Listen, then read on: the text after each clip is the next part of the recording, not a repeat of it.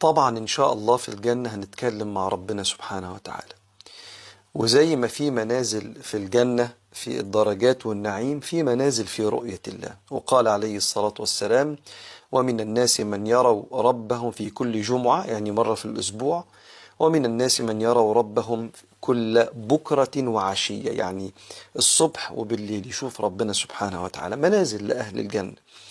وذكر سيدنا النبي عليه الصلاة والسلام إن ربنا هيسألنا: يا أهل الجنة هل رضيتم؟ فنقول له: يا ربي وكيف لا نرضى، وقد بيضت وجوهنا وأدخلتنا الجنة. فيقول لنا: بقي لكم عندي شيء، أن أرضى عنكم فلا أسخط عليكم أبدا. وفي بعض روايات الحديث: ما منكم من عبد إلا ويحاضره ربه محاضرة ليس بينه وبينه ترجمان، فيقول: يا عبدي هل رضيت؟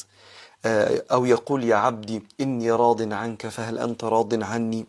فالسنة أثبتت أن في حوار بيننا وبين الله، لأن أصلا الكلام متعة مع أي حد أنت بتحبه، فما بالك بحبك لربنا ورؤيتك ومتعتك بجوار ربك في الجنة.